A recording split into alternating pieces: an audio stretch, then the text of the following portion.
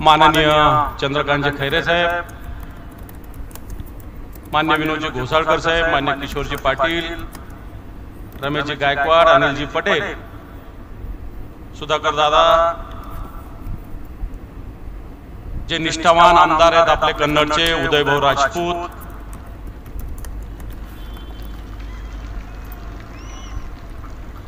उपस्थित व्यासपीठावरील सर्व मान्यवर, उद्धवजी ठाकरे साहेब 1-2 ते 3 मिनिटात इथं पोहोचतील, तोपर्यंत मी किल्ला लढवणार आहे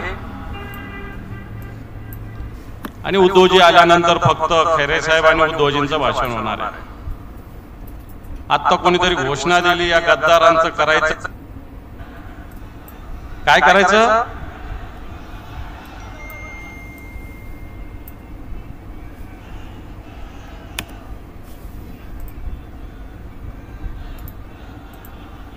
माझ्याकडं एक व्हिडिओ आहे, तो ऐकवतो मी।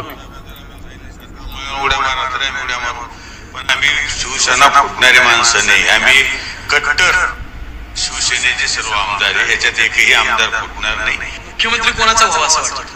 कोणाला वाटतं आपलाच व्हावा?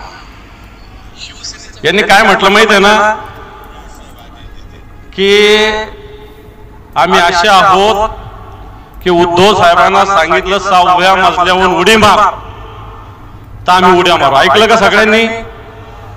पुन्हा ऐकायचं का? साहेब आम्हाला जे आदेश देतील, उद्धव साहेबांना जर आम्हाला सांगितलं 7व्या माळ्यावर उड्या मारा तर आम्ही उड्या मारू। आता यांनी गद्दारी केली, यांना 7वा मजला पाहून ढकलून द्यावं लागेल का नाही आपल्याला?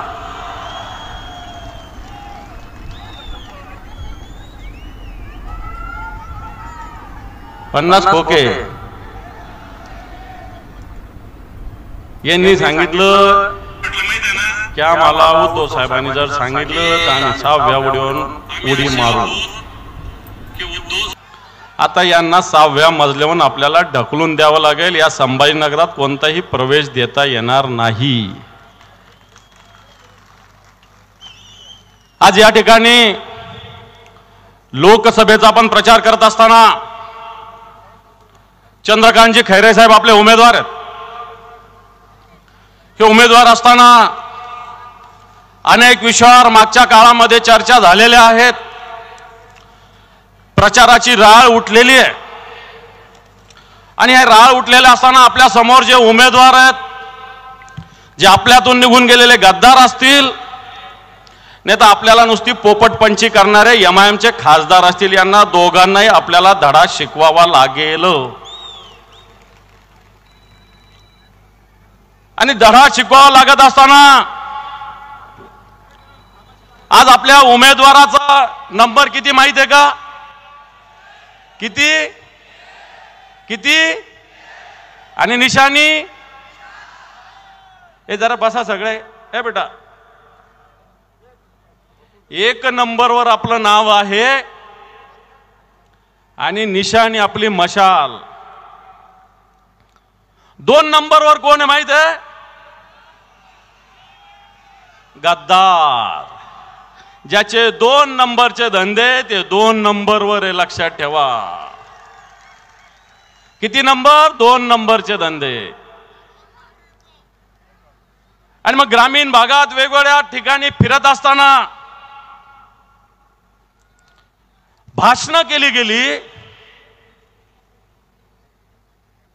म्या गावोगाव इरी मंजूर केल्या,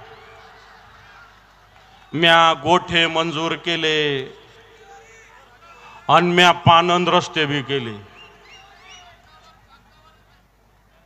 आणि मग आम्ही विचारलं, पानंद रस्त्याला किती टक्के घेतले? किती टक्के घेतले? इरीला किती घेतले?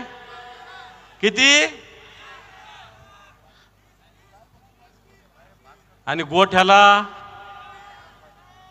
मग पानंद रस्ते, गोठे, विहिरी एक तरी फुकट झाली का या जिल्ह्यामध्ये? एक तरी फुकट पानंद रस्ता, विहिरी, गोठे झाले का? हा माझा प्रश्न। जे ग्रामीण भागातून आलेले ग्रामपंचायत सदस्य, सरपंच यांनी सांगावं झालं का? मग अशा पद्धतीनं तुम्ही काम करणार असताना तुम्ही मत मागायला येता. तुमचं तरी मतदान इकडे आहे का? आहे का? कुठे आहे?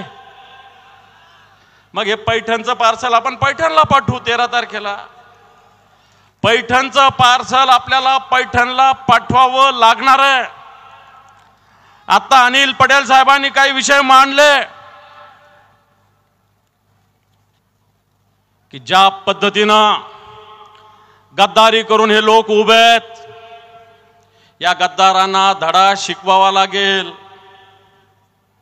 आज ह्या लोकांना लग्नात गेले, मौतीला गेले तरी लोक काय म्हणतात? गद्दार आले म्हणतात. गद्दार. मला काल का परवा कोणीतरी सांगितलं, कुठंतरी आपल्याच कुठंतरी शहरामध्ये एका भागात एक गद्दार गेले तर लोक म्हणतात गद्दार आले, गद्दार आले, गद्दार आले. एकीकडे हे गद्दार उभे आणि एकीकडे हे निष्ठावान खुद्दार उभे, हे सुद्धा आपल्याला बघावं लागेल. ही छत्रपती शिवरायाची भूमी आहे, निष्ठावानाची भूमी आहे, मुरारबाजीची भूमी आहे, तानाजी मालुसरेची भूमी आहे, बाजी प्रभू देशपांडेची भूमी आहे, येसाजी कांकची भूमी आहे. ही भूमी खंडोजी खोपडे आणि सूर्याजी पिसाळाची नाही. समोरचे उमेदवार खंडोजी खोपडे, सूर्याजी पिसाळे. हे चंद्रकांतजी खैरे साहेब, उद्धवजी ठाकरे साहेब जे आपले शिवसेना प्रमुख आहे, शिवसेना पक्ष प्रमुख, त्यांच्या नेतृत्वाखाली काम करणारे एक सेनापती आहे. आणि म्हणून आपण या भूमीतून अशा गद्दारांना गाडावं लागेल. लोकसभा पहिला टप्पा आहे, विधानसभेला तर एकही गद्दार विधानसभेत जाणार नाही, याची पूर्ण बंदोबस्त आता करावा लागेल. निष्ठावान उदय भाऊ आहे. मोठ्या मोठ्या 2 स्कॉर्पिओ भरून नोटा आल्या होत्या, पण त्या टाळणारा एक निष्ठावान आमदार आपल्याकडे आहे. एक खैरे साहेबासारखा एक निष्ठावान नेता सुद्धा आपल्याकडे आहे. आणि म्हणून बांधवांनो, आपल्याला या सगळ्या विषयाचा विचार करावा लागेल. एक खैरे साहेबासारखा एक निष्ठावान नेता सुद्धा आपल्याकडे. विमानतळावर संदीपान भुमरे म्हणून खैरे साहेब मला म्हणे, दानवे साहेब तुम्ही कहून आमच्या दारूचा प्रचार करता? म्हणलं कहून नको करू. नाही म्हणे तुम्ही 14 दुकान आहे म्हणता. म्हणलं मग खऱ्या किती आहे? मी आता दत्ता गोडेला विचारलं, 9 तर खऱ्या आहे. ठीक आहे म्हणलं, भाषणात दुरुस्ती करतो. 14 दुकानात दारूच्या या जिल्ह्यात. म्हणे माझा व्यवसाय दारू आहे. मी जयस्वाल साहेबाचा व्यवसाय दारूचा आहे, प्रदीप जयस्वालचा तर मी समजलो असतो. भुमरेचा कुठून दारूचा व्यवसाय झालेला आहे? चूक आहे का बरोबर आहे? प्रदीप जयस्वाल साहेब म्हणले असते की माझा व्यवसाय दारूचा तर मी समजलो असतो. भुमरेंचा 2 वर्षामध्ये व्यवसाय झालेला आहे दारूचा. उद्धवजी ठाकरे साहेब आलेले, आपण जोरदार टाळ्या वाजवून ठाकरे साहेबांचं स्वागत करू. दुष्ट शक्ती जाळल्या, मार्ग स्पष्ट दावल्या, धगधगती पेटू दे मशाल.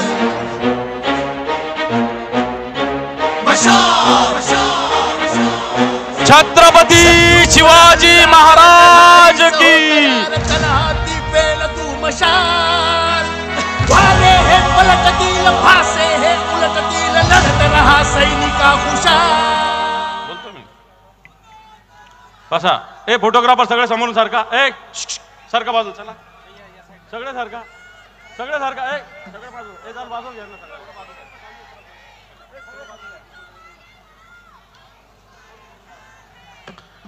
मी मुद्द्यावर येत होतो. ते म्हटले माझ्या 14 नाही 9 दुकानात दारूच्या. एक दारूच्या दुकानाचा रेट तुम्हाला माहिती नाही. गव्हर्नमेंटचा ऑफिशियल रेट 1.25 कोटी रुपये. ब्लॅक मध्ये घेतलं तर 6 कोटी 10 कोटी रुपये एका दारूच्या दुकानाचे रेट आहे. 2 वर्षामध्ये तुमच्याकडे 10-12 दारूच्या दुकाना येतात कशा? आणि म्हणून अशा प्रकारचं पार्सल आपल्याला पैठणला परत पाठवावं लागणार आहे बांधवांनो. हे पार्सल आपल्याला इथं येता कामा नये. दुसरीकडे एक पोपटपंची करणारा उभा आहे MIMचा खासदार, जो 13 तारखेनंतर माजी खासदार होणार आहे. हा नुसतं भाषण करतो. अनेक आंदोलनं केली. नुसती तोडीपणीसाठी नामांतराच्या विरोधात आंदोलन केलं. MIDCच्या जमिनी रेसिडेन्शियल झाल्या म्हणून आंदोलनं केले. गुटख्याच्या विरुद्ध आंदोलन केलं. दारूच्या दुकानाच्या विरुद्ध आंदोलन केलं. परंतु एकही आंदोलन सक्सेस झालं नाही. हे खऱ्या अर्थानं रजाकाराचे लोक आहेत. आणि म्हणून बांधवांनो, ही निवडणूक शिवसेनेनं साधलेला आहे. खैरे साहेबांनी काय केलं अशा प्रकारचा प्रश्न अनेक लोक विचारतात. या खैरे साहेबांना गरीब मुला मुलींचे लग्न केलेले आहे. या खैरे साहेबांनी या संभाजीनगरात पासपोर्ट ऑफिस आणलेलं आहे. या खैरे साहेबांना सोलापूर धुळे रस्ता जेव्हा काँग्रेसची सत्ता देशात होती तो आणलेला आहे. या खैरे साहेबांना नगर नाक्यापासून होणारे 160 लोक मेले होते, तो रस्ता खैरे साहेबांना केलेला आहे. विचारता काय खैरे साहेबांनी केला? समांतर जलवाहिनी या संभाजीनगरात ती खैरे साहेबांना आणलेली आहे. भूमिगत गटार योजना जी आणली होती ती खैरे साहेबांना आणलेली आहे. आणि या संभाजीनगरचा जो विकास झालेला आहे तो शिवसेनेने साधलेला आहे. ग्रामीण भागातला असेल, शहरी भागातला असेल, उद्धवजी ठाकरे साहेबांचं सरकार होतं. या शहरासाठी 2,500 कोटी रुपये उद्धवजी ठाकरे साहेबांनी दिले. 2,500 कोटी रुपये. या 2,500 कोटीमध्ये 1,100 कोटीचे काम सुरू झाले होते. या 1,100 कोटीमध्ये अनेक कामं सांगता येईल. या शहरातली पिण्याच्या पाण्याची योजना उद्धवजी ठाकरे साहेबांना सुरू केलेली आहे. ज्यावेळी 1,680 कोटीची होती, आता 2,700 कोटीची आहे. या शहरामध्ये स्वर्गीय बाळासाहेब ठाकरे यांचं स्मारक उद्धवजींच्या नेतृत्वाखाली झालेलं आहे. या शहरात सफारी पार्कचं काम शिवसेनेनं सुरू केलेलं आहे. या शहरात जे रस्ते गुळगुळीत झालेले आहे हे उद्धवजी ठाकरे साहेब मुख्यमंत्री होते. आपल्या महापालिकेत एक खडकू नव्हता. 152 कोटी रुपये उद्धवजी ठाकरे साहेबांना मंजूर केलेले आहे. या शहरामध्ये महानगरपालिकेसाठी एक इमारत बांधण्याचं स्वप्न उद्धवजींनी बाळगलं होतं. या शहरामध्ये कोविडच्या काळामध्ये 250 बेडचं हॉस्पिटल उद्धवजींना बांधलेलं आहे. या शहरामध्ये लॅब शिवसेनेनं सुरू आहे. या शहरामध्ये स्मार्ट बस शिवसेनेनं केलेली आहे. या शहरामधला कचऱ्याचा प्रश्न होता, आपल्याला आठवत असेल. ह्या कचऱ्याचा प्रश्न कोणी सोडवला असेल तर तो उद्धवजी ठाकरे साहेबांनी सोडवलेला आहे. या शहरात 9 कचरा प्रक्रिया केंद्र कोणी सुरू केले? हे उद्धवजी ठाकरे साहेबांनी सुरू केलेले आहे. या शहरामध्ये बायोमिथेन प्रकल्प कोणी सुरू केला? तो उद्धवजी ठाकरे साहेबांनी केलेला आहे. या शहरात ठिकठिकाणी सायकल ट्रॅक कोणी केले? ज्यावेळेस उद्धवजींचं सरकार होतं. या शहरात जे बस थांबे झालेले 100 हे उद्धवजींच्या काळामध्ये झालेले. या शहरामधलं संत एकनाथ रंगमंदिर आज जे गद्दारांनी तिथं मेळावा घेतलेला आहे ते सुद्धा उद्धवजी ठाकरे साहेबांच्या काळात आपण केलेलं आहे. या शहरातला स्विमिंग पूल याचं नूतनीकरण उद्धवजी ठाकरे साहेबांच्या काळात झालेलं आहे. या शहरातलं घाटीचं विस्तारीकरण 165 बेड उद्धवजींच्या काळात वाढलेले. आणि म्हणून बांधवांनो, मी आपल्याला आवाहन करेल की ही निवडणूक करत असताना शिवसेनेनं विकास सुद्धा साधलेला आहे. या शहरामध्ये 40,000 घरकुलाची योजना, त्याची ईडीची इन्क्वायरी चालू आहे. भारतीय जनता पार्टीचे एक मंत्री आणि एक आमदार यांची ईडीची इन्क्वायरी चालू आहे. यांना टेंडर पाहिजे होतं म्हणून 40,000 घरकुल इथं मिळू शकलेलं नाही. बांधवांनो, ग्रामीण भागामध्ये जी उपसा जलचन मंत्रिमंडळाच्या माध्यमातून मराठवाडा वॉटर ग्रीडला 285 कोटी रुपये उद्धवजीनं दिले. गंगापूर आणि वैजापूर साठी सुद्धा वॉटर ग्रीड साठी 1,100 कोटी रुपये उद्धवजींच्या काळात दिलेले. या शहरात संत विद्यापीठ सुरू झालं ते उद्धवजी ठाकरे साहेबांनी सुरू केलेलं आहे. आणि म्हणून मी आपल्याला आवाहन करेल, एक निष्ठावान शिवसैनिक आपल्या समोर उभा आहे. हा निष्ठावान शिवसैनिकाच्या नेतृत्वाखाली आपण काम करतो. हा शिवसैनिक एका व्याख्यानामध्ये एक वक्ता बोललाय, हा शिवसैनिक झुकता नाही, हा शिवसैनिक रुकता नाही, अरे शिवसैनिक बिकता तो बिलकुल नाही, असा शिवसैनिक आपल्या समोर उभा आहे. आणि म्हणून मशालीला विजय करा अशा प्रकारचं आव्हान करतो आणि थांबतो. जय हिंद, जय महाराष्ट्र. यानंतर महाराष्ट्र राज्याचे कुटुंब प्रमुख, शिवसेना पक्ष प्रमुख, महाराष्ट्राचे लोकप्रिय माजी मुख्यमंत्री आदरणीय उद्धव ठाकरे साहेबांचा सत्कार व्यासपीठावरील मान्यवर उमेदवार हे करतील अशी मी त्यांना विनंती करतो. आदरणीय साहेब छत्रपती शिवाजी महाराजांचं पूजन करतील, संविधानाचं पूजन करतील. महाराष्ट्राचे आपले लाडके माजी मुख्यमंत्री डॉक्टर बाबासाहेब आंबेडकरांचा छत्रपती शिवाजी महाराज की. आपले महाराष्ट्राचे कुटुंब प्रमुख शिवसेना पक्ष प्रमुख आदरणीय उद्धव साहेब संविधानाचं पूजन करत आहेत. यानंतर साहेबांचा सत्कार महाविकास आघाडीकडून व आपले उमेदवार आदरणीय शिवसेना नेते खैरे साहेब यांच्यातर्फे सर्व इंडिया आघाडी महाविकास आघाडीच्या पदाधिकाऱ्यांनी सामूहिक करावा अशी विनंती करतो.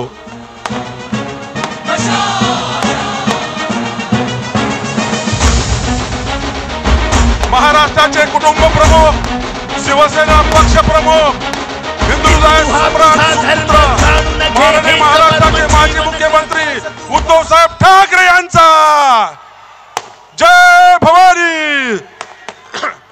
वंदनीय हिंदुत्व सम्राट माननीय बाळासाहेब ठाकरे यांचा जय भवानी. महाविकास आघाडी इंडिया आघाडीचा आपली निशाणी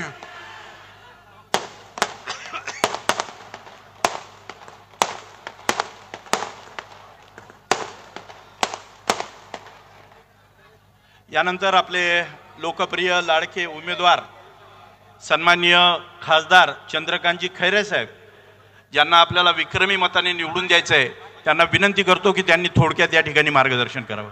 थोडक्यात.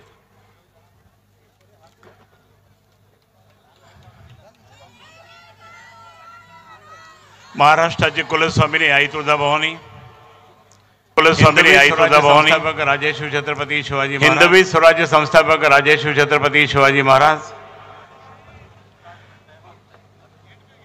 थोर घटनाकार परमपूज्य भारतरत्न बाबासाहेब आंबेडकरांच्या चरणी नतमस्तक होऊन, महात्मा फुले सावित्रीबाई फुले यांच्या चरणी सुद्धा नतमस्तक होऊन, तुम्हा आम्हा सर्वांचे हिंदू हृदय सम्राट माझे आद्य दैवत शिवसेना प्रमुख माननीय बाळासाहेब ठाकरे यांना मानवंदना भावपूर्ण आदरांजली वाहून आपल्या सर्वांच्या मासाहेब कैलासवासी सौभाग्यवती मीनाताई ठाकरे यांना सुद्धा मानाचा मुजरा करून महाविकास आघाडीचे स्थापन करणारे शिवसेना पक्षप्रमुख माननीय उद्धवजी ठाकरे साहेबांच्या चरणी नतमस्तक होऊन आदित्य ठाकरे साहेबांना मानाचा मुजरा करून लोकसभेची ही निवडणूक माझी 6वी निवडणूक आहे आणि त्या 6व्या निवडणुकीच्या निमित्ताने देशभरावर त्या ठिकाणी आपलं राज्य आणण्यासाठी जो काही हुकुमशहा पद्धत चालली ते बंद करण्यासाठी या ठिकाणी आपण उपस्थित आहात. सर्वच मान्यवर या ठिकाणी उपस्थित आहेत. सर्वांचं नाव घेऊन त्या ठिकाणी मी वेळ घेत नाही कारण साहेबांना त्या ठिकाणी पुढचा कार्यक्रम आहे. पण मी या ठिकाणी मुद्दाम सांगेन आपल्या सर्वांना, जे काही मागच्या टर्ममध्ये ज्यांनी म्हणजे आता मावळती टर्म ज्यांची आहे त्यांनी या जिल्ह्यासाठी शहरासाठी काहीच केलेलं नाही आहे. आणि म्हणून मी मुद्दाम म्हणेल त्यांना अजून लोकसभा समजले नाही, दिल्ली समजले नाही, फक्त दंगली धोपे करण्याचं काम यांनी केलं. 1990ला पहिला हिंदू आमदार झाल्यानंतर 28 वर्ष या जिल्ह्यामध्ये या शहरामध्ये दंगल होऊ दिले नाही आपण शिवसेनेच्या माध्यमाद्वारे.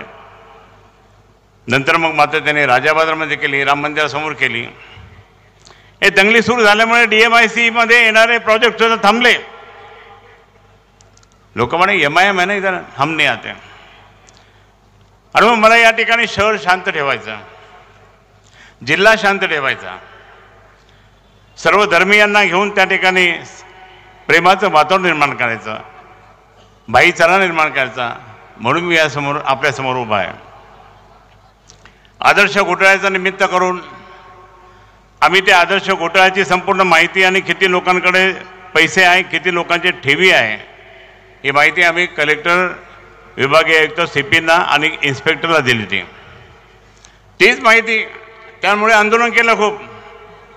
पण यांचे पैसे त्याच्यामध्ये आहे हे कोणच नाही कळत का? 2-3 कॉन्ट्रॅक्टरच्या नावाने यांचे पैसे आहे. त्या पैशासाठी आंदोलन केलं आणि म्हणे मग आदर्श का घोटाळा मी निघाला हूं. हे सगळं झूट आहे. आणि मग मला या ठिकाणी सांगायचं असे असले लोक त्या ठिकाणी इथं नको, जे कधीही त्या ठिकाणी म्हणजे काही प्रगती तर केली नाही, परंतु लोकांना सुद्धा बोलत नव्हते, लोकांशी त्या ठिकाणी वाईट बोलत होते. आणि म्हणून अशा लोकांना त्या ठिकाणी तिलांजली दिली पाहिजे. म्हणून मी या ठिकाणी सांगेन. दुसरे जे इथं उभे आहे आता फिरतात सगळीकडे, अंबादासजी दानवे यांनी सांगितलं ते बरोबर आहे. दारूच्या दुकानात 14 दारूच्या दुकानं उघडल्या. या संपूर्ण जिल्ह्यात प्रत्येक गावात त्या ठिकाणी काही दारूच्या दुकानं उघडण्यासाठी यांना निवडून द्यायचं का? आणि म्हणून मी या ठिकाणी सांगेल, मला ते सगळे प्रोजेक्ट पूर्ण करायचे. DMIC मध्ये जे काही नवीन उद्योग आणायचे, रोजगार मिळवून द्यायचा, पाणी पुरवठा योजना पूर्णपणे करायची आहे, शेतकऱ्यांना पूर्णपणे ते मदत करायची आहे. स्मार्ट सिटी प्रोजेक्ट अर्धवट झाले ते पूर्ण करायचे, ते मीच आणले होते. आणि म्हणून जे प्रोजेक्ट अपूर्ण आहे ते अपूर्ण प्रोजेक्ट पूर्ण करण्याचं आहे. जसं सोलापूर ते धुळेमध्ये टनेल आहे तर टनेलचं पण या ठिकाणी मी सांगेन, माझी एक जिद्द आहे. मी साहेबांची परवानगी पण घेतली नाही, पण मी या ठिकाणी सांगेल की या दारूच्या मुळे त्या ठिकाणी बरेच संसार उद्ध्वस्त झाले. हा माणूस त्या ठिकाणी दारूच्या दुकानात, तुम्हाला एक क्लिप माहीत असेल, त्यांचं भाषण चालू होतं, एक दारू पिलेला माणूस असा आडवा गेला, काही लोकांनी त्याला पकडलं. अरे पकडू नको, ते आपलंच गिराईक आहे. म्हणजे सिद्धच झालं ते की हे दारूच्या दुकानात किती लोकांच्या कशा हे केलं. आणि म्हणून मला या ठिकाणी सांगायचं, मला हे असले धंदे मी कधी केले नाही माझ्या आयुष्यात. आणि म्हणून जर असं असेल तर त्या ठिकाणी आपल्या सर्वांना यांना सरळ करायचं. आज कोणत्या आणि कशा प्रकारे हे काय चाललं, हे तर गद्दार आहे. ही लढाई गद्दाराच्या विरुद्ध आहे. हे सगळ्या गद्दारांना गाडायचं आहे. 5 गद्दारांना आपल्याला गाडायचं आहे या जिल्ह्यात. गाडणार की नाही? कारण त्यांनी माननीय उद्धवजींना धोका दिला, शिवसेना प्रमुखांच्या विचाराला धोका दिला आणि फुटून फक्त खोक्यासाठी फुटून गेले, तिकडे खोक्यासाठी गेले. म्हणून गद्दारांना आपला हा जिल्हा कधीच बरोबर घेत नाही, माफ करत नाही. आणि म्हणून आपल्या सर्वांना त्या ठिकाणी गद्दाराला त्या ठिकाणी. आणि म्हणून मी घोषणा करतो, एक माझं सगळ्यात महत्त्वाचं त्या ठिकाणी मी सुरू केलेलं आहे. या ऐतिहासिक शहराला त्या ठिकाणी जे मी या ठिकाणी सांगेल की जे इतकं चांगलं स्वरूप या ठिकाणी शिवसेना प्रमुखांनी आणि उद्धव साहेबांनी या ठिकाणी निर्माण केलं. आज हा या ठिकाणी या शहरामध्ये काय चाललं, भरमसाठ दारू, देशी दारू. त्यामुळे कोणी ना कोणी रस्त्यात पडतं, कोणी काय होतं, कोणी काय. जर शहर शांत ठेवायचं असेल, जिल्हा शांत ठेवायचा असेल तर हे सगळ्यात पहिले देशी दारू बंद केली पाहिजे. आणि मी या ठिकाणी ठराव करेन माझ्या सगळ्या ग्रामपंचायतचा, सगळीकडे फिरेन, ही देशी दारू बंद केली पाहिजे. ही देशी दारूमुळे त्या ठिकाणी संपूर्ण संसार उद्ध्वस्त होत आहे. आणि मी देशी दारू त्या ठिकाणी पूर्ण या वर्षामध्ये त्यांनी सगळे फिरून त्या ठिकाणी सगळे ठराव करून घेईन, कलेक्टरला सबमिट करेन आणि अधिकृतपणे नियमाने करेन आणि ती देशी दारू पूर्णपणे बंद करेल. देशी दारूमुळे त्या ठिकाणी खूप आज या ठिकाणी आपण इथे आहात. मी अनेक वर्षापासून या ठिकाणी शिवसेनेचं एकनिष्ठपणे काम करतो. आणि काम करत असताना आपल्या सर्वांना माहीत आहे, मी प्रामाणिकपणे या ठिकाणी काम केलं आहे. मी कधी त्या ठिकाणी धोका दिला नाही, मातोश्रीला नाही, शिवसेनेला नाही, उद्धवसाहेबांना नाही आणि माननीय शिवसेना प्रमुखांना नाही, कधीच नाही धोका दिला, धोका देणार पण नाही. आणि माझ्या या जनतेला सुद्धा त्या ठिकाणी मी कधी धोका देणार नाही. माझी विनंती याची, मी आज माझी शेवटची त्या ठिकाणी ही टर्म आपल्या आशीर्वादाने पूर्ण करणार आहे. आणि मग शेवटची टर्म पूर्ण 5 वर्ष करून पुढे सेवाच करत राहील. जसं माननीय शिवसेना प्रमुखांनी शेवटपर्यंत सेवा केली तसे मी त्या ठिकाणी त्यांचाच अनुकरण करून मी तुमची सेवा करत राहील. मला फक्त आशीर्वाद असू द्या. मी या ठिकाणी विनंती करतो, तुमची सेवा करण्यासाठी, तुम्हाला संरक्षण देण्यासाठी आणि तुमचा विकास करण्यासाठी, या भागामध्ये निर्व्यसनी होण्यासाठी आपण सर्वांनी मला आशीर्वाद द्यावा एवढी विनंती करतो. जय हिंद, जय महाराष्ट्र. म्हणून मी नतमस्तक होतो आपल्यासमोर.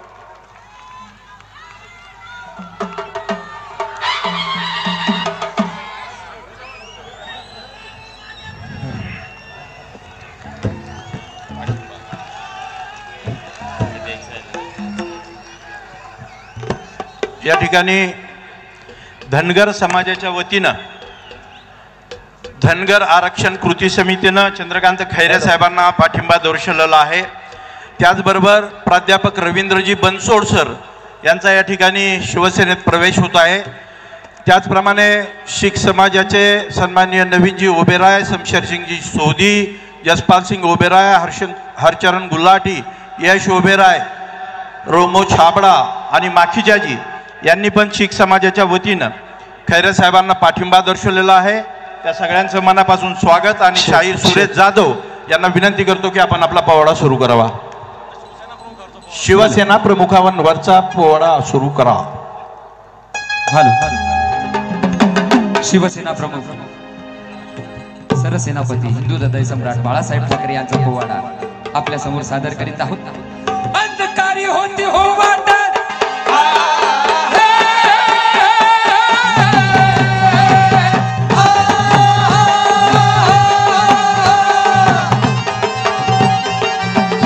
अंधकारी होते हो वाट हिंदू सम्राट प्रबोधनकारी ठाकरे हो प्रबोधनकारी ठाकरे हो प्रबोधनकारी ठाकरे हो प्रबोधनकारी ठाकरे हो शिवसेनेचं येईल हो राज शिवसेनेचं येईल हो राज शिवसेनेचं येईल हो राज शिवसेनेचं येईल हो राज भाकीत करतो शाहीर आजजी भाकीत करतो शाहीर आजजी भाकीत करतो शाहीर आजजी 1926 सालाला जानेवारी 23 तारखेला 1926 साली जानेवारीच्या 23 तारखेला Pune Bombay presidency British India या ठिकाणी हिंदू हृदय सम्राट बाळासाहेब ठाकरे यांचा जन्म झाला। पण यावेळी मुंबईची या महाराष्ट्राची परिस्थिती काय होती म्हणाल तर मुंबईत होती बेचारी तशीच लाचारी विठ बिगारी भांडवलदाराने पाया रुबिले भांडवलदाराने पाया रुबिले भांडवलदाराने पाया रुबिले भांडवलदाराने पाया रुबिले इथे राजकारणी होते चेले इथे राजकारणी होते चेले भरती हो सारे पोट आपले भरती हो सारे पोट आपले भरती हो सारे पोट आपले। हा माझा महाराष्ट्र हा मराठीयांचा कष्टकऱ्यांचा पण या महाराष्ट्राची परिस्थिती बिकट झाली। मग याच वेळी हा सर्व चाललेला नगानाथ अन्याय थांबवण्यासाठी विडा हाती घेतला ते म्हणजे सरसेनापती बाळासाहेब ठाकरे यांनी। बाळासाहेब ठाकरे यांनी 1966 साली या शिवसेनेचा पाया रोवला। मी विनंती करतो महाराष्ट्राचे कुटुंब प्रमुख, शिवसेना पक्ष प्रमुख, महाराष्ट्राचे माजी लोकप्रिय मुख्यमंत्री आदरणीय उद्धवजी ठाकरे साहेबांना, माननीय उद्धव ठाकरे साहेबांचा, वंदनीय हिंदू हृदय सम्राट साहेब बाळासाहेब ठाकरे यांचा जय भवानी।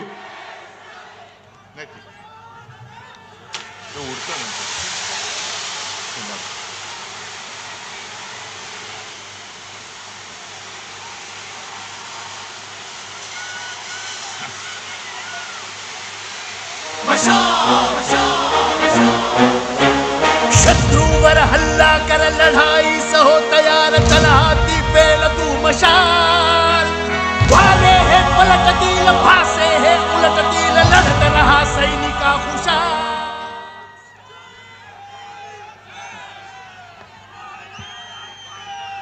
जमलेल्या माझ्या तमाम देशभक्त बांधवांनो, भगिनींनो आणि मातांनो,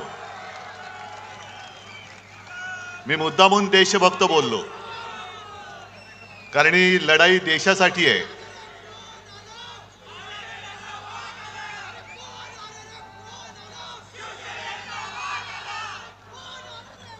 ठीक, ही लढाई देशासाठी आहे। आणि माझ्या भाषणाला सुरुवात करण्यापूर्वी आज अक्षय तृतीया आहे, परशुराम जयंती आहे, बसवेश्वर महाराजांची आहे। सर्वांना मी शुभेच्छा देतो आणि आजच्या सभेचा मुहूर्त चांगला आहे। हे तिन्ही मुहूर्त एकत्र आल्यानंतर विजय आपला होणार म्हणजे होणारच। आज दुपारी खरं म्हटलं तर मी जालनाला जाणार होतो, पण तुम्हाला सर्वांना कल्पना आहे कार्पेट वगैरे सगळं भिजलंय, तुम्ही पण बसल्यात तिकडे चिखल आहे।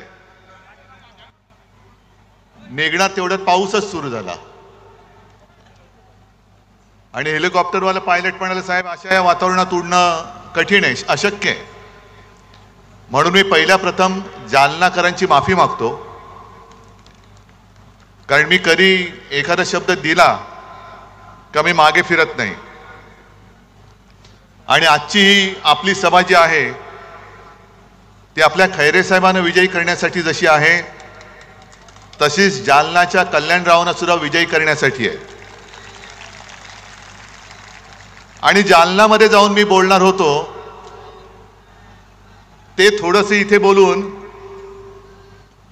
आपल्या दोन्ही जागांचा आणि जेवढ्या काही जागा आता राहिल्यात त्या महाविकास आघाडीच्या त्या विजयी करण्यासाठी मी तुम्हाला आवाहन करतोय.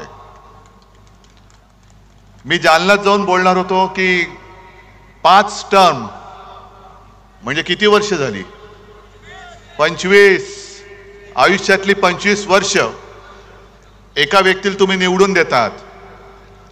आणि वृत्तपत्रात मी बातमी वाचली की जालनामध्ये काही मतदान कार्ड ही कचऱ्याच्या पेटीत सापडली.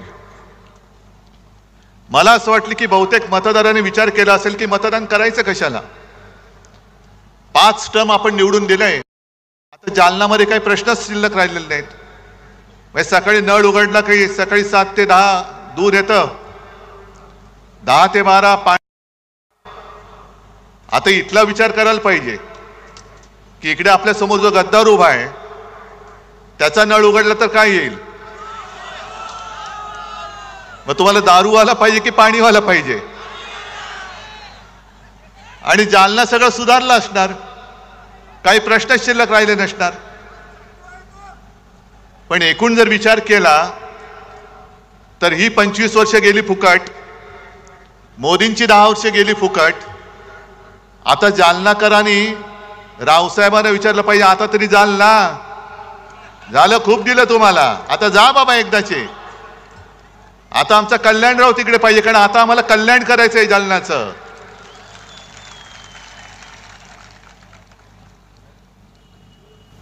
झालंय असं की महाराष्ट्राने मोदीजींना झुकवलेलं आहेच, महाराष्ट्राने झुकवले. आणि मला माझ्या महाराष्ट्राचा अभिमान आहे की एवढी प्रचंड ताकद त्यांनी लावले. एखाद्या शहनशाह फिरतायत म्हणजे साधी गोष्ट आहे. मी गेल्या आठवड्यात सोलापूरला गेलो होतो आणि तिथून मला परत जायचं होतं लातूर मार्गे, पण लातूरचा एअरपोर्ट बंद. का बंद? नाही, पंतप्रधान येत आहेत, एअरफील्ड बंद. पुण्यामध्ये सभा घेतली, पंतप्रधानांनी संपूर्ण त्या परिसराला छावणीचं स्वरूप दिलं होतं. म्हणजे तुम्ही रस्त्यावरनं चाललात तर तिकडे पोलीस उभे असतात, जेव्हा तुम्ही उडत असता तेव्हा बाकीच्यांना विमान बंदी असते. आणि एवढा सगळा कडेकोट बंदोबस्त घेऊन तुम्ही फिरता, खरं हे बरोबर नाहीये. तुम्ही समान नागरिक कायदा जो काय प्रकार आहे तो नंतर काय आणायचं तो बघू आपण. पण आत्ता लोकशाहीमध्ये निवडणुका आलेल्या आहेत आणि जे आपले हिंदू हृदय सम्राट सांगायचे की निवडणुकीमध्ये कोणी पंतप्रधान असता कामा नये, तो काळजीवाहू असला पाहिजे, मुख्यमंत्री असता कामा नये. आणि ज्या सोयी सुविधा या आम्हाला देतात त्याच त्यांना दिल्या पाहिजेत. तुम्ही त्यांच्यासाठी जर का एअरफोर्सची विमानं वापरणार असाल तर आमच्या सुद्धा अंबादासला दिलं पाहिजे, आमच्या सुद्धा खैरे साहेबांनी दिलं पाहिजे. आणि जर तुम्ही आम्हाला बंदी करणार असाल तर त्यांना देखील बंदी केली पाहिजे, तर त्यांना सुद्धा बंदी केली पाहिजे. पण या सगळ्या यंत्रणा वापरायच्या. जसं मी येतो लोकांमध्ये जातो, आज सुद्धा मी माझी तयारी, इकडे येऊन बसायला माझी तयारी, कारण मला भीती नाही माझ्या लोकांपासून. पण मोदीजी तुम्ही पोलीस बाजूला ठेवून जनतेत येऊन दाखवा ना. रस्त्यावरनं चालताना सुद्धा एकटे चालतात, म्हणजे संपूर्ण कडेकोट बंदोबस्त, खासगी वेशातले पोलीस, युनिफॉर्म मधले पोलीस गुप्तहेर फिरतायत. आणि तरी देखील ते सांगतात, आजच सकाळी कुठे बोलले ते की हे म्हणे मला संपवायला निघाले. अहो एवढे केविल म्हणे तुम्ही काय झालात? एवढे केविलवाणी परिस्थिती का दिली? संपूर्ण ताकद तुमच्याकडे. तुम्ही माझा पक्ष पळवलात, तुम्ही माझं चिन्ह चोरलत, तुम्ही माझी माणसं फोडलीत, तरी देखील तुम्हाला उद्धव ठाकरे पासून भीती वाटते. मग उद्धव ठाकरे बरा आहे की लोकांमधला? बरं, भरकटलेत असे की आज नेमका एक रिपोर्ट त्यांनी जाहीर केलाय केंद्र सरकारने की गेल्या काही वर्षात मुसलमानांची लोकसंख्या वाढली. मोदीजी, तुम्ही 10 वर्ष पंतप्रधान होतात, हे तुमचं यश आहे की अपयश आहे नेमकं? मुस्लिमांची लोकसंख्या वाढली म्हणजे तुमचं कौतुक करायचं का तुमचा आम्ही विरोध करायचा? काय आम्हाला तेच कळत नाही. तुमची 10 वर्ष होती, त्याच्या आधी इकडे देवेंद्र फडणवीसांची 5 वर्ष होती, त्याच्या आधी केंद्रात अटलजींचं सरकार होतं. मग नेमकं तुम्हाला मतं पाहिजे तरी कोणाची? म्हणजे कोण तुम्हाला खुश व्हायला पाहिजे? पण मोदीजी, तुम्ही जी भाषा वापरत आहात ती तुम्हाला शोभा नाही देत. माझ्या हिंदुस्थानला आणि माझ्या महाराष्ट्रामध्ये तर ही भाषा चालूच शकत नाही, आम्ही खपूनच घेऊ शकत नाही. कडा महाराष्ट्र आणि हा मराठवाडा हा साधू संतांचा आहे, एकमेकाचा आदर करणार आहे. अरे, पंढरपूरच्या वारीमध्ये सुद्धा फुगड्या वगैरे खेळल्यानंतर एकमेकाच्या पाया पडून आशीर्वाद घेण्याची, शुभेच्छा देण्याची प्रथा, परंपरा आमच्या महाराष्ट्रामध्ये आहे. आणि नेमकं तुम्ही ठरवा काय करायचंय ते. आजपर्यंत तुम्ही सगळं फोडलत. शिवसेना फोडली, तोडलीत, राष्ट्रवादी तोडलीत, फोडलीत, तरी देखील कधी मला डोळा मार, कधी पवारांना डोळा मार. आज सकाळी पवारांना डोळा मारला की या आमच्याकडे. एका ठिकाणी बोलायची नकली शिवसेना आहे, एका ठिकाणी बोलायचं नकली राष्ट्रवादी आहे, आणि मग म्हणायचं आजा मेरी गाडी में बैठ जा. एवढे घाबरलेत, कारण त्यांना कळून चुकलेलं आहे की आता हे परत दिल्ली बघत नाहीत आणि महाराष्ट्र तुम्हाला दिल्ली बघू देणार पण नाही. तुम्ही वेडवाकडं काही बोलताय. आम्ही कधीही तुमच्या कौटुंबिक किंवा खासगी जीवनाबद्दल बोललो नव्हतो, बोलण्याची इच्छा पण नाहीये. पण मोदीजी, तुम्ही 2014 साली तुम्ही पंतप्रधान व्हावं ह्या पत्रावरती माझी सही घेतली होती, 19 साली घेतली, आणि काल तुम्ही जे बोलला ते मात्र मी तुम्हाला क्षमा करू शकत नाही. माझा महाराष्ट्र तुम्हाला क्षमा करू शकणार नाही, अजिबात नाही. तुम्ही माझ्या शिवसेनेला नकली सेना म्हणालात. एवढंच नाही, तुम्ही मला बाळासाहेबांचा नकली संतान म्हणालात. नकली संतान बोलताय. अहो, तुम्ही तुमचा आत्मा सैतानाला विकलात की काय? मोदीजी, तुम्ही तुमचा आत्मा विकलात सैतानाला, जसं सगळं आदरणीला विकलात तसं. मग कशाला थेर करतायत? बाळासाहेबांच्या आत्म्याला काय वाटत असेल? खरंच विचार करा. 2014 साली होय, माझ्या शिवसेना प्रमुख बाळासाहेब ठाकरे यांच्या शिवसेनेचा पाठिंबा तुम्ही तुमच्या बुडाला पंतप्रधान पदाची खुर्ची चिकटवण्यासाठी म्हणून घेतला होतात ना. मग 2014 साली ज्या दिवशी मी माझ्या तुळजाभवानीचं दर्शन घेऊन मुंबईला गेलो, नेमका त्याच दिवशी तुम्ही एकनाथ खडसेंकडनं फोन मला का करवलात की आपली युती तोडली म्हणून. तेव्हा तर मी युती तोडली नव्हती ना. 14 साली तुम्ही युती तोडलीत. काय वाटलं असेल बाळासाहेबांच्या आत्म्याला, तो विचार नाही केलात. 19 साली तुम्ही ज्या शिवसेना प्रमुखच्या खोलीमध्ये तुमचे ते दुसरे अमित शहा, बाळासाहेबांची खोली म्हणजे त्याला आम्ही मंदिर मानतो, त्या खोलीमध्ये त्यांनी ठरवलं होतं, कारण मी माझ्या वडिलांना शब्द दिलाय, माझी आई वडिलांची शपथ घेऊन मी बोललोय, आई तुळजाभवानीची शपथ घेऊन मी बोललेलो आहे की मी शिवसेना प्रमुखांना शब्द दिला त्यांच्या अखेरच्या काळात की मी आपल्या शिवसेनेचा मुख्यमंत्री करून दाखवेन आणि मी तो पुन्हा करून दाखवेन. मग तो शब्द तुम्ही तोडलात. काय वाटलं असेल बाळासाहेबांच्या आत्म्याला? बरं, परवा तुमचं जे काय माझ्याबद्दलचं प्रेम उतू जात होतं की तुम्ही मला ऑपरेशनचा सल्ला दिलात, हे तर झूटच आहे म्हणा, ते सोडून द्या. आणि मग तुम्ही माझी चौकशी करत होतात, पण माझी चौकशी करताना जेव्हा मी माझ्या हातपायांची हालचाल करू शकत नव्हतो, आज तुमच्या समोर उभा आहे ते तुमच्या सगळ्यांचं प्रेम, आई वडिलांचे आशीर्वाद, आई तुळजाभवानीची कृपा म्हणून मी तुमच्यासमोर उभा आहे. नाहीतर मी हलू शकत नव्हतो. खांद्यापासून पूर्णपणे माझी हालचाल बंद झाली होती. मोदीजी, त्याच वेळेला तुम्ही तुमच्या इथल्या या सगळे जे चेले चपाटे आहेत, जे आज उपमुख्यमंत्री आहेत, त्यांना पुढे करून माझ्या पक्षात गद्दारीची बीजं रोवलीत. माझा जाहीर आरोप नाही, ही माझी माहिती आहे. मग तेव्हा बाळासाहेबांच्या आत्म्याला काय वाटलं असेल याचा विचार केलात? गद्दारी करून तुम्ही चांगलं चाललेलं महाविकास आघाडीचं सरकार पाडलं, तेव्हा बाळासाहेबांच्या आत्म्याला काय वाटलं असेल? आणि म्हणून तुम्ही हिंदू हृदय सम्राटांच्या आत्म्याची चिंता करू नका. त्यांचे आशीर्वाद जर नसते ना, तर आज तुम्हाला जे गुडघ्यावरती महाराष्ट्राने टेकवलंय, गुडघे टेकायला लावले, ते तुम्हाला टेकायला लागले नसते. आता मुंबईमध्ये रोड शो करणार आहेत, आले ना रस्त्यावर. 4 नंतर तर पूर्णच येणार आहेत. हा माझा महाराष्ट्र तुम्हाला रस्त्यावरती फिरवल्याशिवाय राहणार नाही. आणि आता तुम्ही जे काय तुमचं चाललंय, बरं काय वाटेल ते बोलतायत. राहुल गांधींनी म्हणे अदानी अंबानी बद्दल बोलायचं का सोडलं?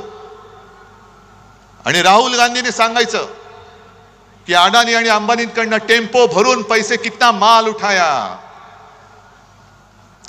उठाया. मोदी जी, आप तो प्रधानमंत्री हैं. जब टेम्पो भर भर के पैसे जा रहे थे, काला धन जा रहा था, तो आपकी जो ईडी, इनकम टैक्स, सीबीआई वो क्या कर रही थी?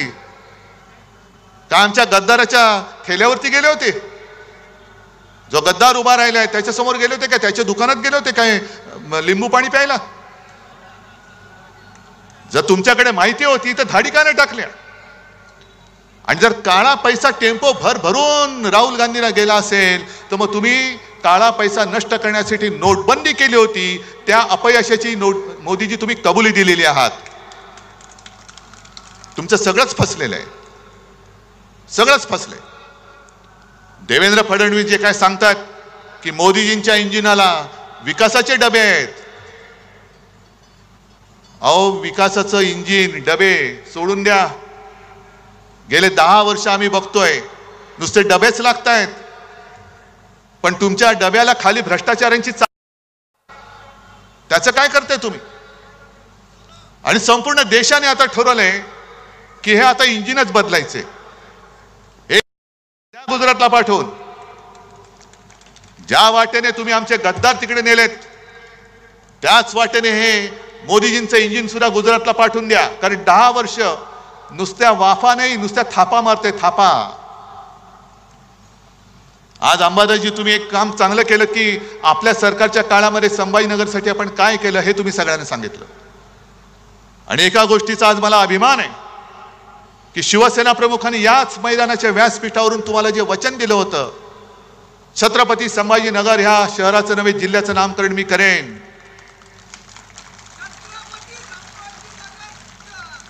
मला अभिमान आहे की त्यांचा पुत्र म्हणून मुख्यमंत्री असताना ते करण्याचं भाग्य मला लाभलं. आणि काल परवाकडे कोर्टाने त्याच्यावरती शिक्कामोर्तब केलं, याचा मला अभिमान आहे. पण अजूनही विमानतळाचं नाव छत्रपती संभाजीनगर हे करू शकलेलं नाहीये. गुंठेवारीचा प्रश्न सोडवला, कचऱ्याचा सोडवला, रस्त्याचा सोडवला, पाण्याचा सोडवतोय. समांतर जलवाहिनी ती सरकारकडनं मी पाण्यासाठी मी पैसे देत होतो. आता काय झालं माहिती नाही, कारण मी मुख्यमंत्री असताना 1-2दा येऊन स्वतः त्याची पाहणी करून गेलो होतो. आता सरकार पाडलं. आता मला सांगा, तुमच्या घरामध्ये पाणी येते? संपूर्ण मराठवाडा आज आक्रोश करतोय पाण्याच्या नावाने. दुष्काळ, जवळपास दुष्काळच पडलेला आहे. पण तिकडे मोदींना लक्ष द्यायला वेळ नाही. अमित शहा तिकडे नाही जाऊ शकत. तुम्ही मला डुप्लिकेट म्हणता, नकली म्हणता, पवार साहेबांना भटकती आत्मा म्हणता. पण इकडे माझ्या शेतकऱ्यांच्या आत्मे जे तळमळत आहेत, जनतेच्या आत्मे तळमळत आहेत, पाण्यासाठी काहूर उठलंय. अनेक शेतकऱ्यांनी आत्महत्या केलेल्या आहेत. बरं मला सांगा, तुम्ही इतक्या वेळा, किती वेळा मोदींच्या सभा पाहिल्या या काळामध्ये? भाषण ऐकलीत की नाही ऐकलीत? नाही, मी तर ऐकलंच नाही. मी कधीच ऐकत नाही. पण मोदी ज्या वेळेला मनमोहन सिंग पंतप्रधान होते तेव्हाच एक ती क्लिप माझ्याकडे आहे आणि मोठ्या तावातावाने सांगत होते, प्रधानमंत्री महंगाई का म बोलने के लिए तयार नहीं. मग आता तुम्ही प्रधानमंत्री आहात, तुम्ही गाईवरती बोलता, महागाईवरती का नाही बोलत? आणि काय सांगितलं होतं तुम्ही, भाई और बहनों, मतदान करायला जाताना गॅस सिलेंडरला नमस्कार करून जा, सांगितलं होतं ना. मग त्यांचं भाषण काढा. पेट्रोल के दाम नीचे गए कि ऊपर गए, डीजल के दाम नीचे गए कि ऊपर गए, पेट्रोल के दाम, गॅस, डीजल, पेट्रोल, गद्दार के दाम किती खोके? ते 50 खोके आता उघडलेत आणि नुसत्या खोके ना उघडलेत, बाटल्या सुद्धा फुटल्या असतील. आता बाटल्या सुद्धा फुटल्या असतील. पण 10 वर्ष जर का तुम्ही या माझ्या महाराष्ट्रावरती जो आघात केला, अरे आमचंच चुकलं खरे. 19 साली युती तोडणार होतो आम्ही, 14 साली तुम्ही तोडली होती, पण आम्ही हिंदुत्वासाठी म्हणून परत तुमच्या बरोबर युती केली. आणि आता आम्हाला कळलं की तुमचं हिंदुत्व आणि आमचं हिंदुत्व याच्यात जमीन आसमानाचा फरक आहे. मी मागे सुद्धा बोललो, आज सुद्धा सांगतो, आमचं हिंदुत्व, आपलं हिंदुत्व हे घरातलं चूल पेटवणारं हिंदुत्व आहे आणि भाजपचं हिंदुत्व घर पेटवणारं हिंदुत्व आहे. मग एवढी नतद्रष्ट ही माणसं आहेत, दंगली घडवतात, आगी लावतात, घरं पेटवतात. घरातली चूल नाही पेटवत, घर पेटवून त्यांचे भाजपवाल्यांच्या पोळ्या त्याच्यावरती शेकतात आणि मरतात ती सामान्य माणसं मरतात, होरपळतात ती सामान्य माणसं होरपळतात. पोलिसांचे फटके सामान्य माणसे खातात, पोलिसांच्या केसेस, तुरुंगवास सामान्य माणूस भोगतो. आणि हे टगेगिरी करत एक अकेला सब पे भारी. अरे पण मेला माणूस, तुम्ही जगा किंवा मरा, पण मला पंतप्रधान करा. हे असे पंतप्रधान तुम्हाला पाहिजे? आज कांद्याचा प्रश्न पेटलेला आहे. मी काल परवाकडे जळगावला होतो, मावळला होतो, सगळीकडे शेतकरी पिसाळलेले आहेत. कापसाला भाव नाही, सोयाबीनला भाव नाही, कांद्याची निर्यात बंदी अजून उठवत नाही. काय म्हणून आम्ही तुम्हाला मतं द्यायची आम्हाला सांगा ना. गुजरातची कांदा बंदी तुम्ही उठवता, पण माझ्या महाराष्ट्राची कांदा बंदी उठवत नाही.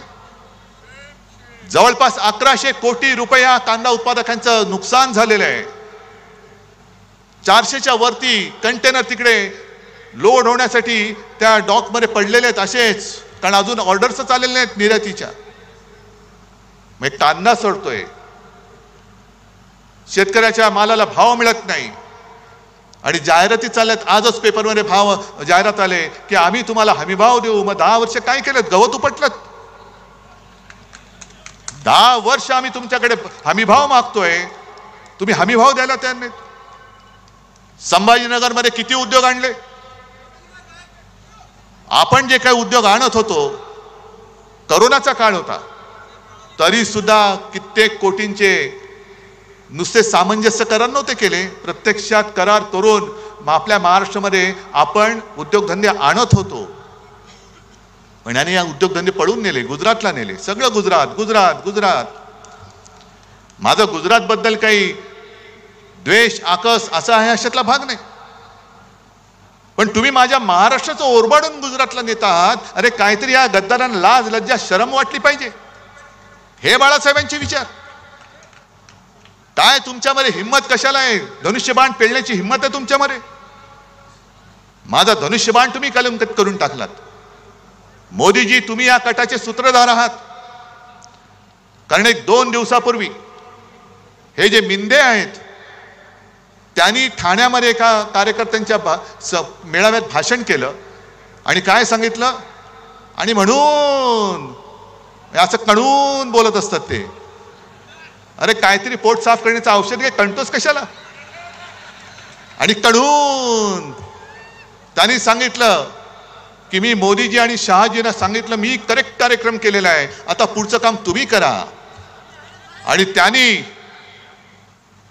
असली शिवसेना आणि धनुष्यबाण आपल्याला दिलं, म्हणून मी मोदीजी आणि शहाजी तुमचे आभार मानतो. अरे नेभळटा, वडिलांचं नाव माझ्या लावावं लागतं तुला, तुझ्या वडिलांचं नाव तू लावू शकत नाहीस. नेबळट माणूस कुठला.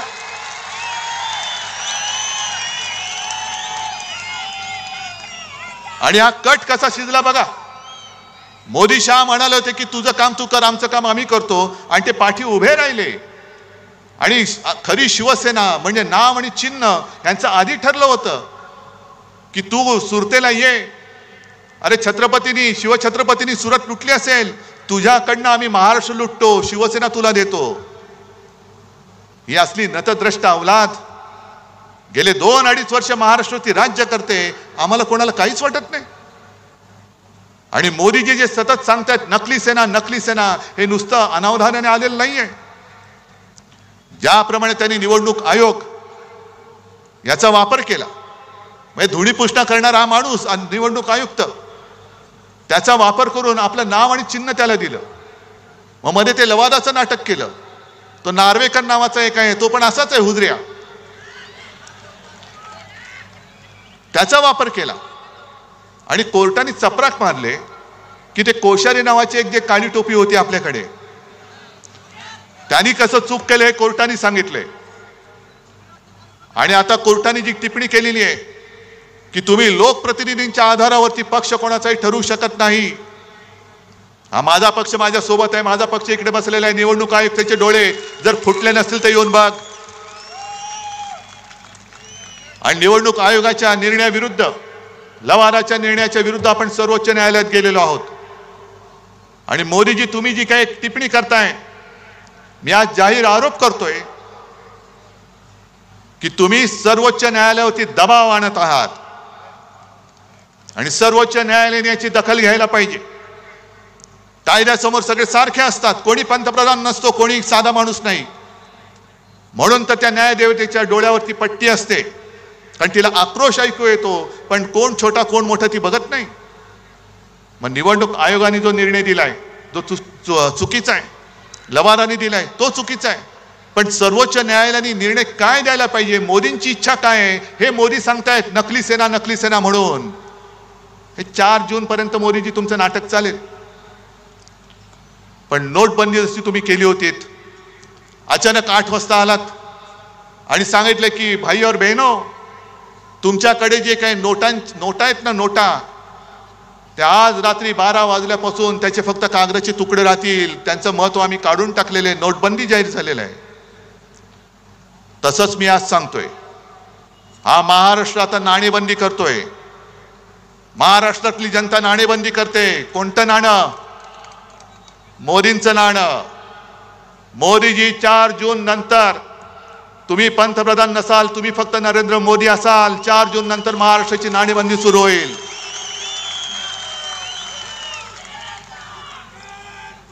काय म्हणून महाराष्ट्राने तुम्हाला द्यायची मतं?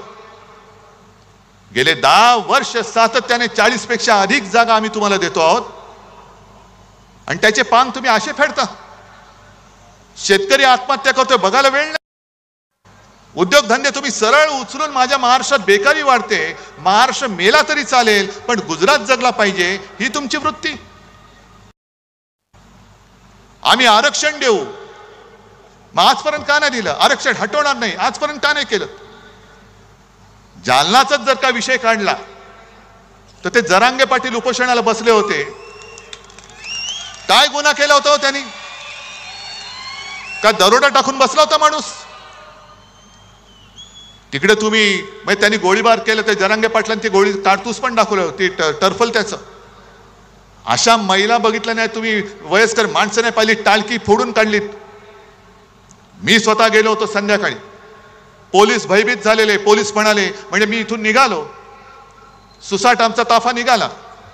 आधी मुंबईमध्ये मला निरोप येत होते, बघा बरं काळोख होतोय, सुनसान रस्ता आहे, वातावरण तंग आहे.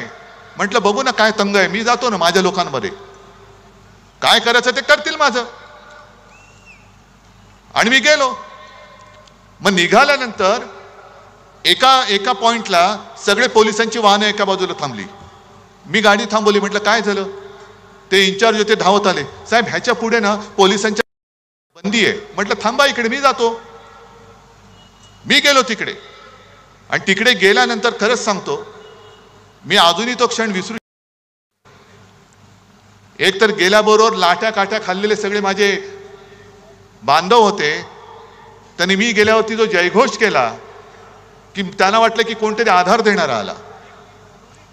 त्याच्यानंतर मी एका घरी गेलो आणि त्या माऊलीने माझी ओवाळणी केली. मला वाटतं रक्षाबंधन असेल का काय, तोच सुमार असेल.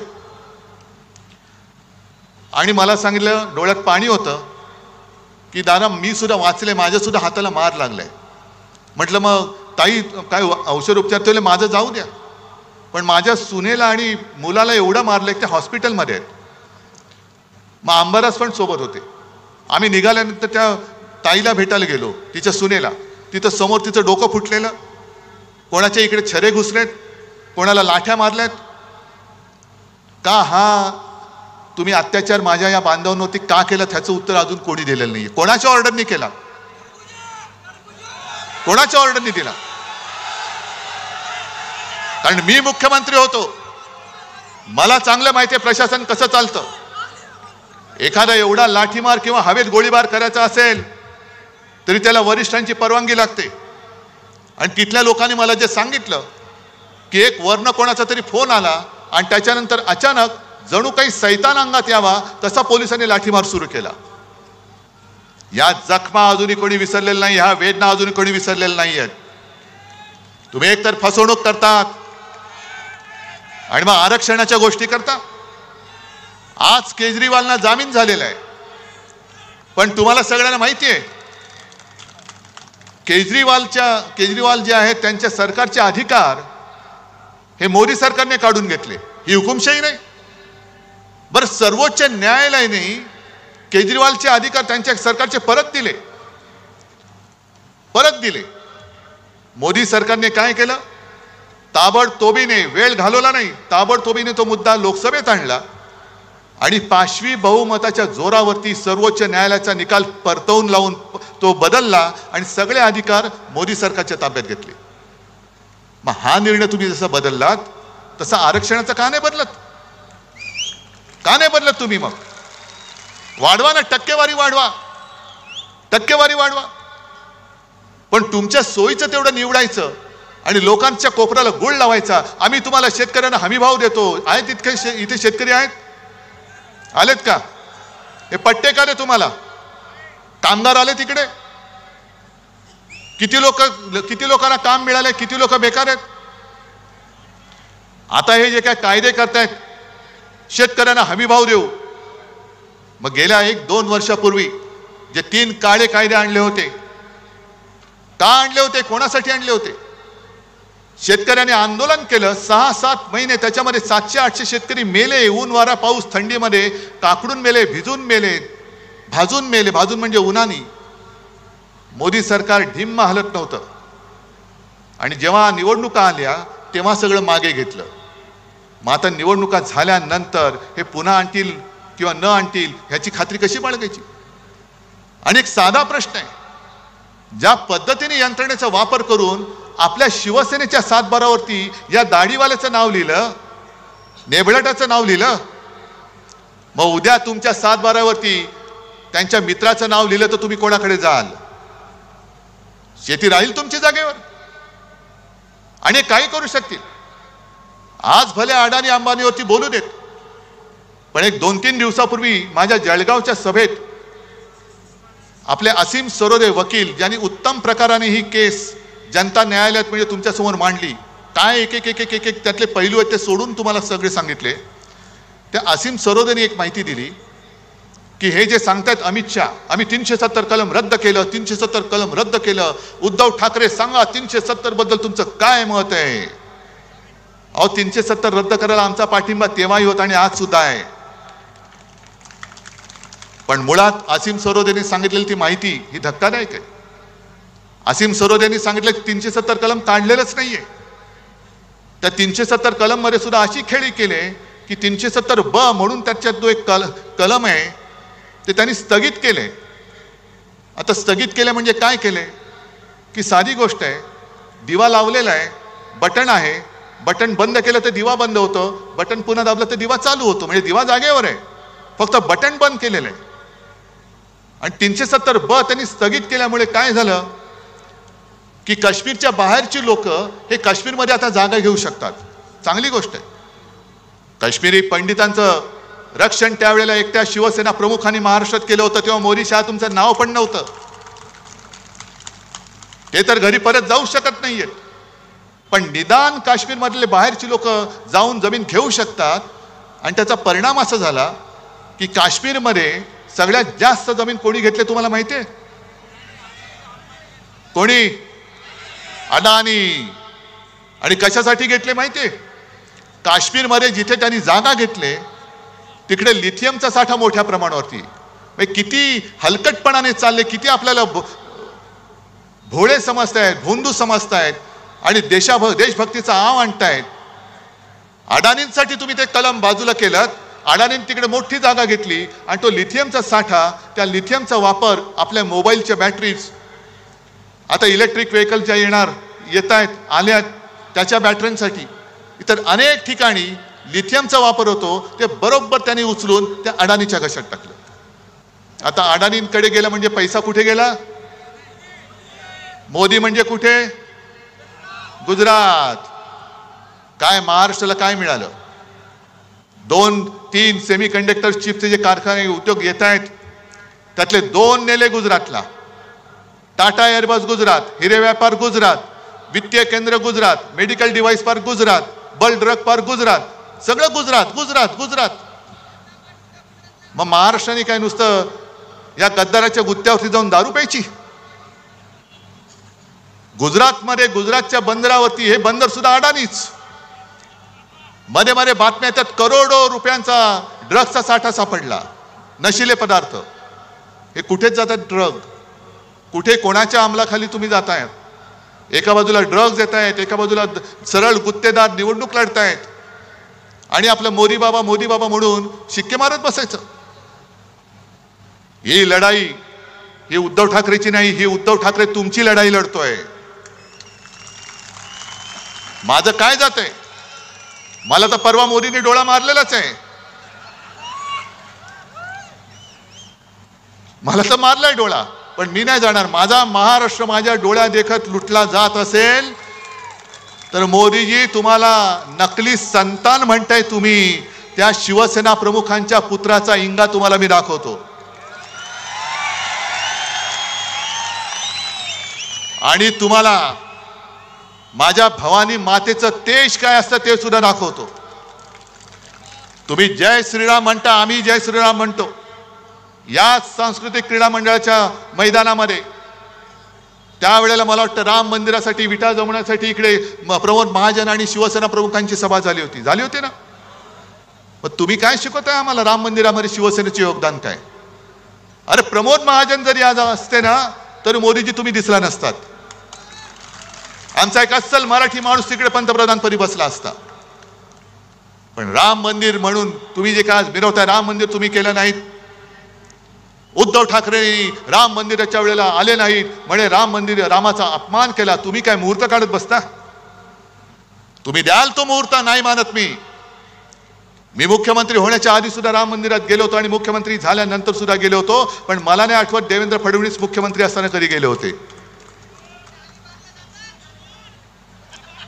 नाही, एवढी माहिती माझ्याकडे नाहीये.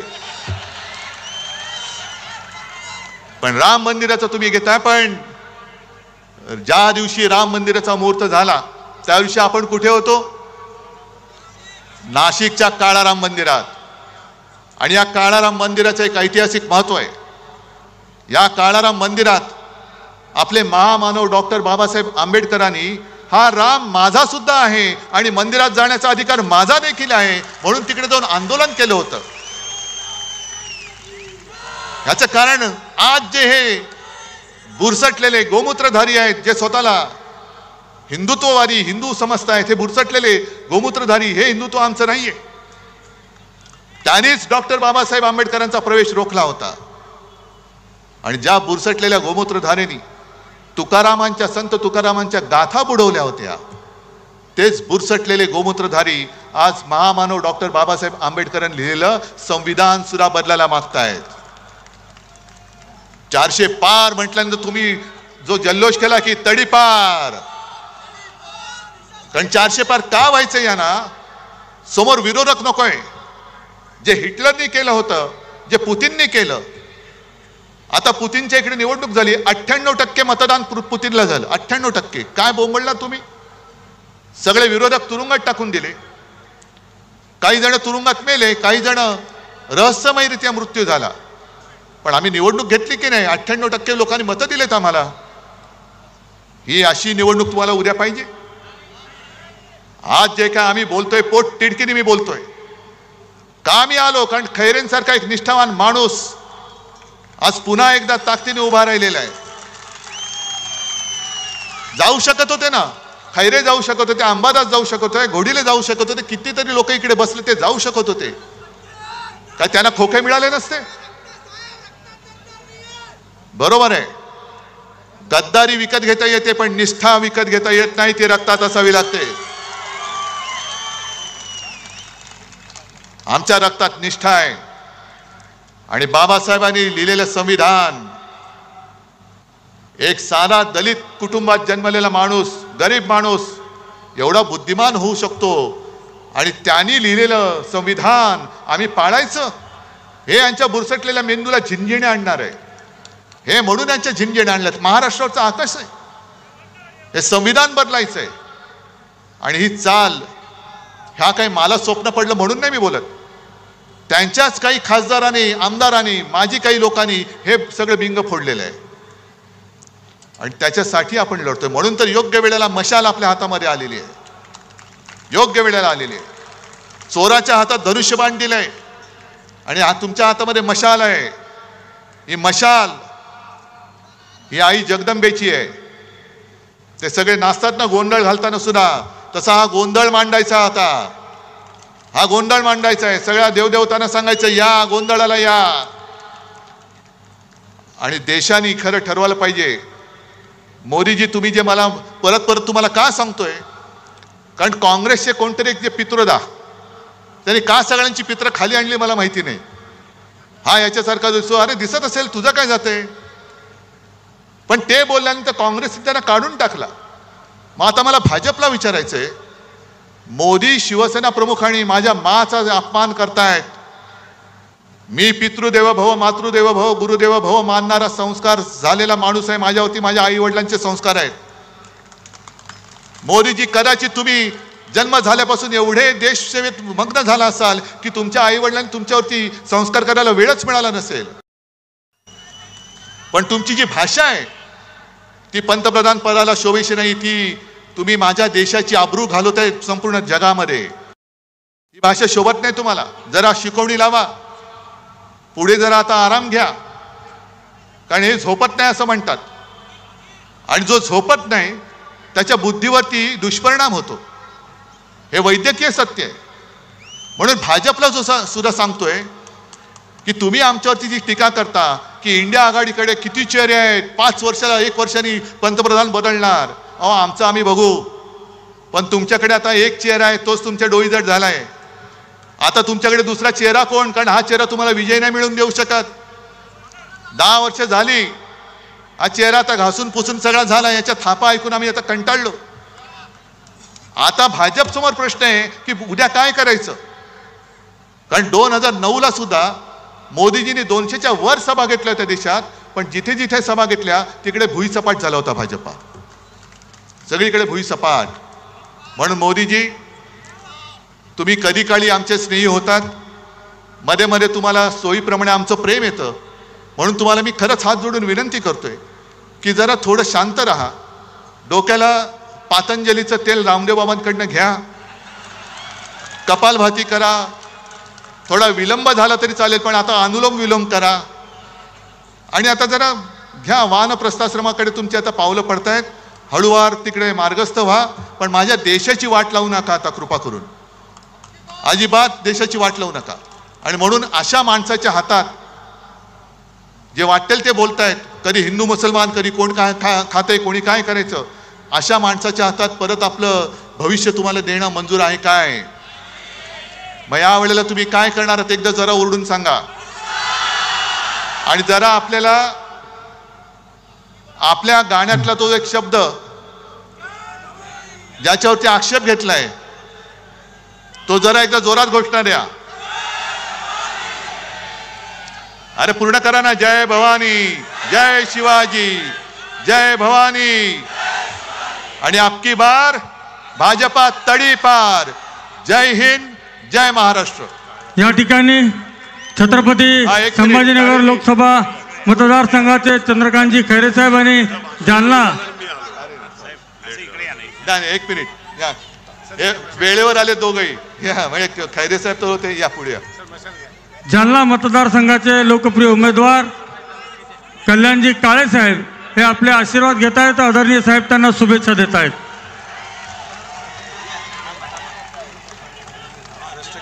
यानंतर राष्ट्राच्या देवेंद्र फडणवीस यांची आज सभा झाली व बीडमध्ये पंतप्रधान नरेंद्र मोदी यांची 7 मे रोजी बीडच्या अंबेजोगाई येथे जाहीर सभा होणार आहे. महायुतीच्या उमेदवार पंकजा मुंडे यांच्या प्रचारार्थ या सभेचे आयोजन करण्यात आलेले आहे. त्यामुळे सभा जाहीर झाल्यानंतर अंबेजोगाईतील नियोजित ठिकाणी सभेच्या मंडपाचे काम हाती घेतलेल्या आहे. पंतप्रधान नरेंद्र मोदी यांच्या सभेची तारखा 2 वेळी बदलण्यात आल्या. अखेर 7 मे रोजी अंबेजोगाईतील मोदी यांची सभा होणार आहे व त्यांनी ते फायनल करून नंतर बीड लोकसभा निवडणुकीत महायुती, महाविकास आघाडी आणि वंचितांच्या माध्यमातून त्रिशूळ परिस्थिती निर्माण झाली आहे. दरम्यान या सभेला मुख्यमंत्री एकनाथ शिंदे यांची उपस्थिती राहणार आहे. अतिशय जाहीर सभेतून आता पंतप्रधान मोदी नेमके काय बोलणार याच्याकडे सर्वांचे लक्ष लागलेले आहे. तर पोलीस प्रशासन देखील पार्श्वभूमी करत आहेत व त्यांच्या सभेसाठी सर्व तयारी करत आहे चांगल्या प्रकारे. बीडमध्ये आल्याच्या नंतर ते पंकजा मुंडेंचा प्रचार करणार आहेत. त्यासाठी ते बीडमध्ये येत आहेत असे त्यांनी ठरवले आहे.